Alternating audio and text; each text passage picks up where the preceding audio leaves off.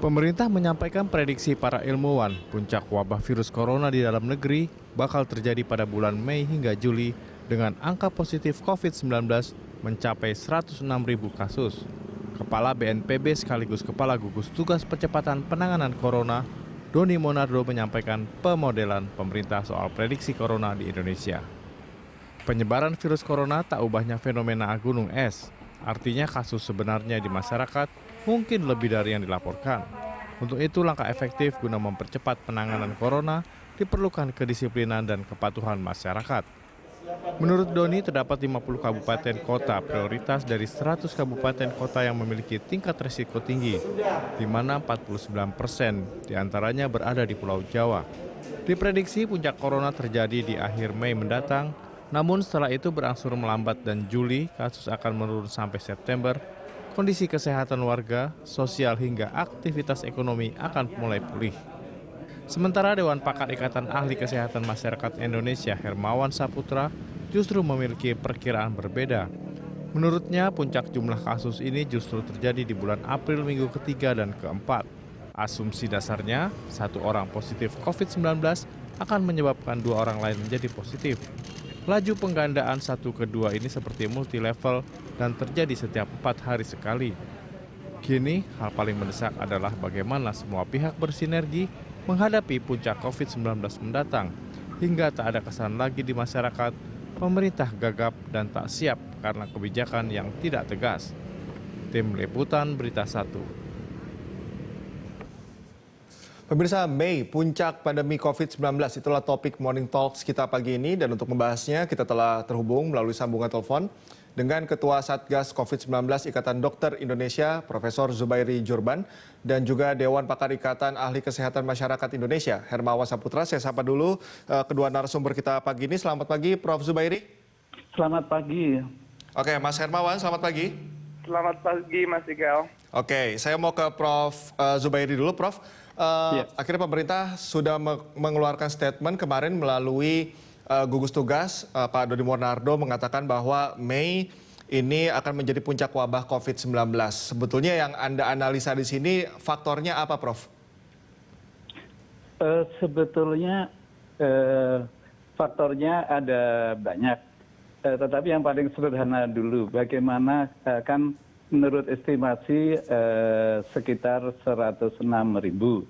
Tapi bagaimana kita bisa mendeteksi 106.000 kalau yang dites hanya 100.000 itu saja dulu. Jadi supaya banyak faktor yang menentukan apakah ini bisa maksimal itu bisa Mei atau Juni. Artinya kita harus usaha keras untuk melihat kira-kira besaran masalahnya sekarang ini dan minggu depan untuk bisa mengestimasi dengan lebih baik. Jadi intinya perlu banyak hal. Pertama, tes harus banyak. Saya harapkan pada bulan Mei sudah bisa rapid test 300.000. Kemudian yang kedua, yang paling penting itu juga perpindahan pendudukan. Kita maunya social distancing. Salah satu kriteria yang penting sekarang adalah perpindahan masyarakat, termasuk pada waktu Lebaran, termasuk perpindahan dari handphone ini sebetulnya bisa dideteksi. Jadi ada banyak hal dulu yang perlu kita ketahui lebih rinci supaya estimasinya lebih tepat. Jadi, tapi memang mungkin sekali saya setuju bahwa puncaknya adalah bulan Mei. Itu sebagai contoh, beberapa puncak itu di Italia itu sudah mencapai puncaknya bulan April awal sebelum tanggal 10 ya. Sedangkan Spanyol mungkin sekali tanggal 4 Agustus. Sedangkan Portugal itu dikira juga sekitar Agustus. Perancis artinya memang bisa diprediksi. Jerman juga, Inggris masih terus meningkat angka kematiannya. Demikian pula data dari Amerika nanti akan saya sampaikan kemudian. Pak Prof. Zubairi, tadi Anda cukup menekankan mengenai pergerakan manusia. Ini sudah diberlakukan PSBB bahkan terintegrasi khusus di Jabodetabek begitu sebagai salah satu wilayah yang berada di zona merah. Kemudian juga kebijakan mudik yang sudah dikeluarkan oleh pemerintah. Anda melihat ini perlu ada evaluasi atau sebetulnya sudah tepat kebijakan yang diambil oleh pemerintah kalau kita tolak ukurnya adalah puncak dari pandemi corona ini? Iya, sudah tepat kalau dikerjakan dengan konsekuen. Kebetulan saya setiap hari kalau pas ke rumah sakit dan kalau pagi ya jalan cepat sekitar rumah, saya selalu ambil fotonya, itu masih agak mengkhawatirkan. Jadi artinya yang PSBB ini belum dikerjakan dengan baik. Di beberapa tempat jalan sepi, di tempat lain jalan masih banyak sekali dipenuhi oleh baik mobil, khususnya motor luar biasa banyak. Jadi artinya pergerakan orang di Indonesia yang bisa saya amati di Jakarta masih parah. Artinya kalau disiplin ditegakkan lebih baik oleh aparat negara, misalnya keluar rumah, saya terus terang dari rumah sampai ke Salemba, ke Keramat itu sampai hari ini belum pernah menjumpai ada polisi yang menanyakan mau kemana Pak gitu ya. Itu saya harapkan mulai ada sekarang ini. Oke, Prof, artinya tadi yang saya tangkap ada pola pendisiplinan yang kurang maksimal. Sebaiknya seperti apa, Prof? Ya, kita tahu bahwa masyarakat kita, masyarakat yang bebas mungkin dalam hal ini kurang baik karena menjadi kurang disiplin. Nah, disiplin itu sebetulnya bisa ditegakkan dengan dijaga, artinya tidak juga harus oleh polisi tentara, namun bisa juga dikerahkan di RT RW lurah setiap kali mau keluar dari kompleks itu perlu ditanya. Karena kita lihat sekarang kalau di perumahan sudah hampir semuanya portal sudah dipasang. Namun kalau keluar ya nggak ada yang tanya. Oke, Prof. Zubairi, tahan dulu, saya mau ke Mas Hermawan. Mas Hermawan, Anda ini kurang sepakat nih dengan prediksi puncak COVID-19 yang dikatakan pada bulan Mei. Anda sempat menyebut bahwa itu akan terjadi pada April di minggu ketiga dan juga minggu keempat. Ini sudah masuk minggu keempat ya di bulan April ini. Dasar argumen Anda apa sebetulnya, Mas Hermawan? Ya, terima kasih Mas Cikal. Nah, kalau kita ingat-ingat, statement saya terkait dengan perkiraan itu antara minggu ketiga atau minggu keempat April sampai Mei ya. Dan itu kita statement itu kita sampaikan ketika minggu ketiga pertama kali, minggu ketiga Maret ya kalau nggak salah. Dan itu sangat dinamis karena begini, asumsi yang paling awal kita melakukan telaahan tentang data. Data yang diumumkan oleh pemerintah saat itu, mulai dari kenaikan 2, 6 sampai dengan 19 naik 27, 3, 4, 6, 9 dan seterusnya. Seingat saya begitu datanya. Nah, sehingga demikian kalau data itu adalah valid, maka kasus ini akan memuncak di sekitar minggu ketiga April. Nah, tetapi rupanya Mas Cikal, ini dinamis betul.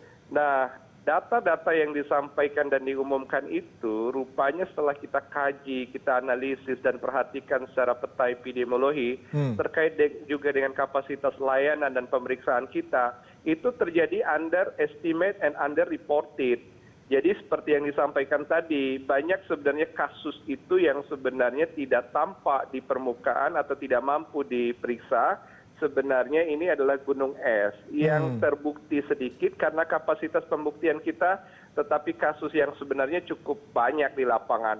Maka itu asumsi-asumsi ini juga bergerak ketika kita juga melihat sikap pemerintah baru resmi pada tanggal 31 Maret 2020 melalui PP 21 2020 tentang PSBB, standing position pemerintah adalah pembatasan sosial berskala besar.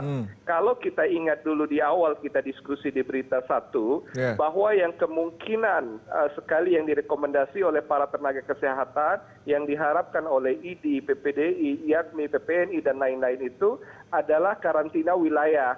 Ada dua perbedaan yang mendasar antara karantina wilayah dengan PSBB. Ketika karantina wilayah, semua itu ditutup atau dikunci kecuali yang dibuka atau diizinkan. Kalau PSBB ini paradigmanya adalah semuanya terbuka, semuanya boleh kecuali yang dibatasi atau yang dilarang.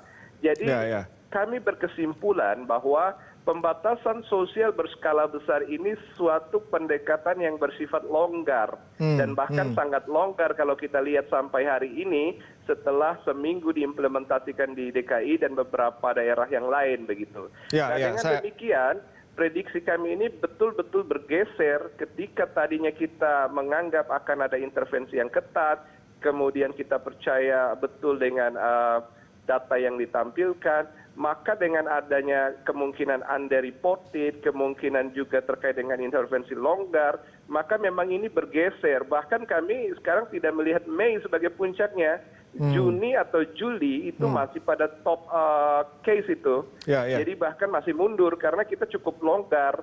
Dan ini yang mudah-mudahan.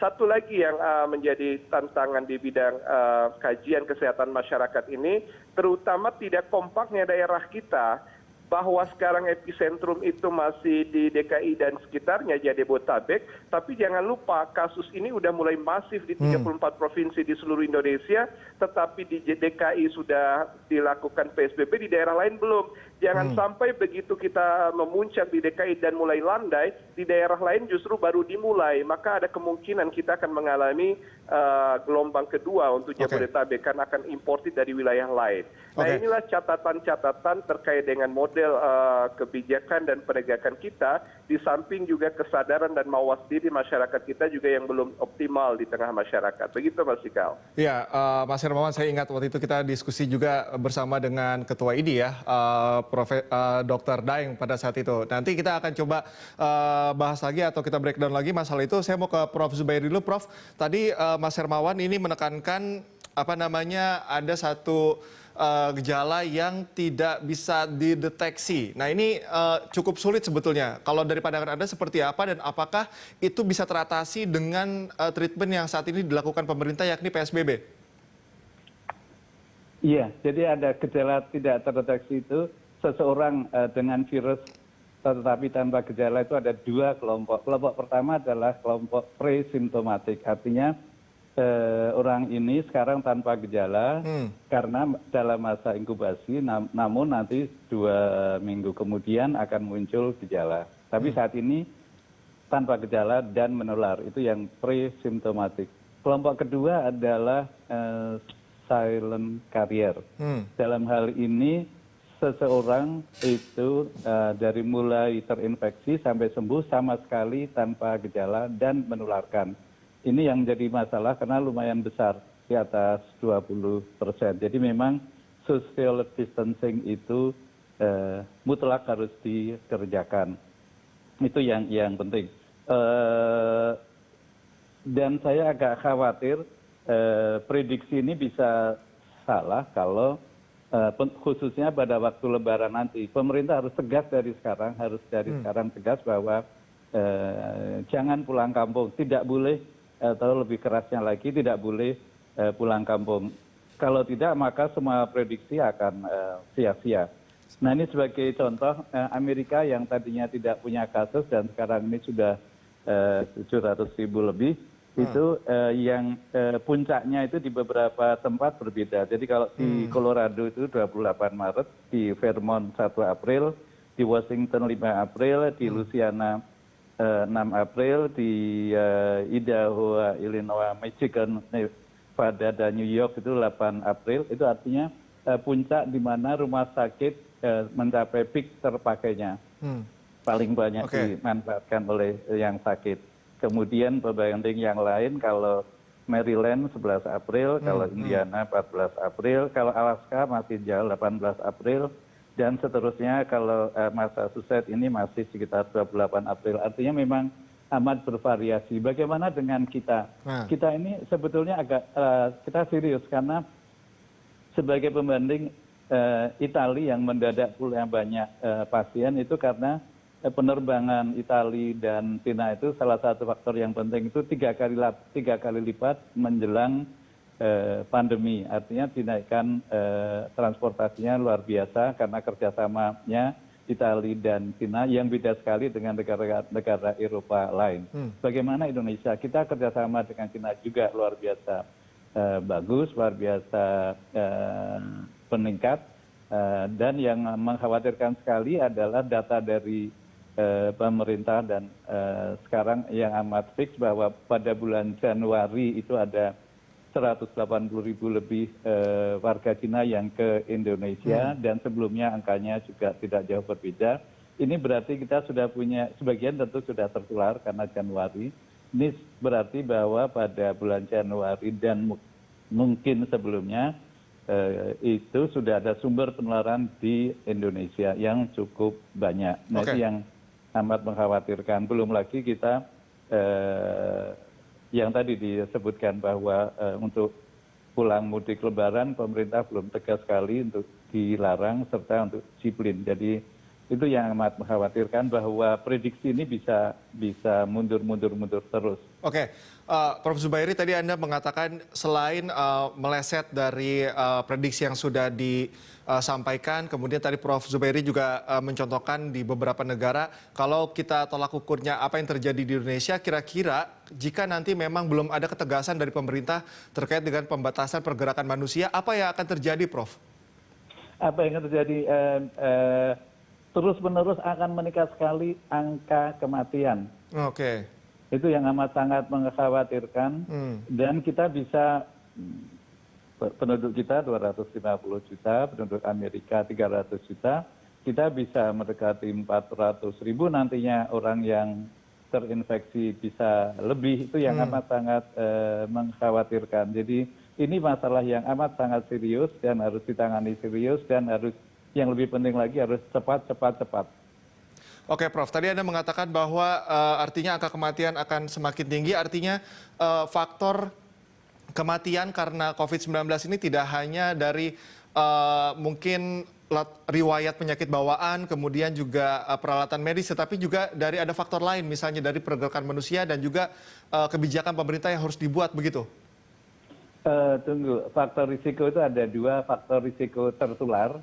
Kalau faktor risiko tertular itu kalau kita tinggal di suatu tempat dengan cukup lama. Sebagai contoh, ada kapal di Yokohama, ada kapal induk di Perancis, dan juga di Indonesia.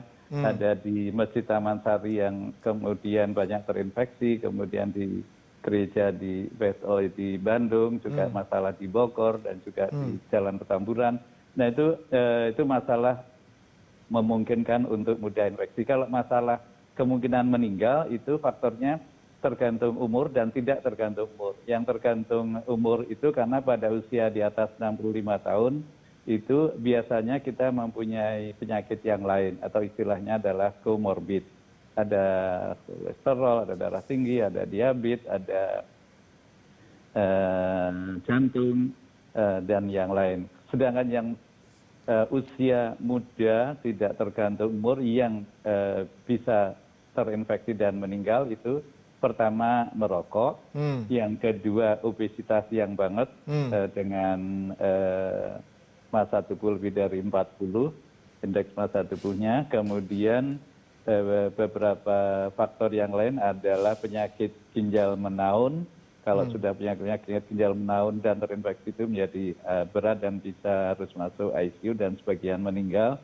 Demikian pula penyakit hati menaun serta diabetes yang tidak terkontrol, itu tidak tergantung pada usia. Kemudian di Indonesia kita melihat fenomena yang unik yang menurut saya amat mengkhawatirkan. Di Amerika ada satu, itu sudah heboh. Di kita sudah ada beberapa balita yang meninggal, itu agak istimewa mengkhawatirkan dibandingkan negara lain. Oke, Prof. Zubairi, tahan dulu, saya mau ke Mas Hermawan. Mas Hermawan, ini kalau saya mengikuti beberapa statement Anda juga cukup concern mengenai pergerakan manusia, kemudian juga bagaimana seharusnya pembatasan itu bersifat lebih komprehensif, begitu. Nah, sekarang kita sudah berbicara mengenai prediksi puncak, kemudian Anda melihat seperti apa pergerakan manusia ini bisa ditekan, sementara juga ada pertimbangan lain seperti perekonomian misalnya, kemudian berbagai pertimbangan yang sudah disampaikan oleh pembuat kebijakan. Analisa Anda seperti apa yang harusnya dilakukan, kemudian apa langkah-langkah strategis yang harusnya dilakukan? Ya, jadi Mas Cikal, memang ini kita melihat dan memantau dinamika kebijakan pemerintah dan juga kewaspadaan dan kesadaran masyarakat kita yang dari hari ke hari kita melihat masih sama saja, tidak banyak perkembangan yang signifikan. Contohnya gini, ini kan udah hari ke-47 atau 48 ya, semenjak kasus pertama kali diumumkan tanggal 2 Maret 2020. Kalau kita lihat dari aspek kebijakan pertama, pemerintah kita ini masih belum kompak sepenuhnya satu sama lain. Baik unsur pemerintah pusat maupun dengan pemerintah daerah, baik pemerintah pusat dengan sesama pemerintah pusat. Contoh saja ya, tempo hari kita mengalami atau menyimak adanya statement dari Kementerian Perhubungan bahwa sebenarnya ojek online atau ojol itu masih dibolehkan untuk mencari nafkah, menaikkan penumpang, dan juga sekarang kereta juga masih dibolehkan oleh pemerintah pusat, dalam hal ini Kementerian Perhubungan. Padahal Kementerian Kesehatan itu memiliki peraturan menteri tentang pelaksanaan PSBB. Nah ini kan hal yang berbeda ketika di Kemenkes mengatakan seharusnya alat transportasi termasuk ojek online segala macam tidak lagi harus menaikkan penumpang, melainkan dikonversi dengan barang dan lain-lain atau dibatasi betul. Nah demikian juga antara pemerintah pusat dan pemerintah daerah, seperti Gubernur Jawa Barat, Gubernur DKI sudah sangat kompak ketika ingin perusahaan atau KCI menyetop sementara perjalanan kereta komuter lain di sekitaran Jabodetabek. Rupanya pemerintah pusat berbeda pandangan. Belum lagi kebijakan antar daerah, antar DKI misalnya dengan Bogor, Bogor dengan Bekasi, Bekasi dengan Depok. Ini pun dalam konsep PSBB menurut Pergub, Perbub, dan Perwali mereka itu juga ada hal-hal teknis yang berbeda satu sama lain, yang ada yang meliburkan pabrik, ada juga yang tidak. Ada yang membolehkan mobil berpenumpang, ada juga yang tidak. Nah jadi hal-hal seperti ini pertama konsistensi kebijakan rupanya belum terjadi. Padahal sudah hari ke-48 kita di COVID positif, terkonfirmasi COVID positif di Indonesia.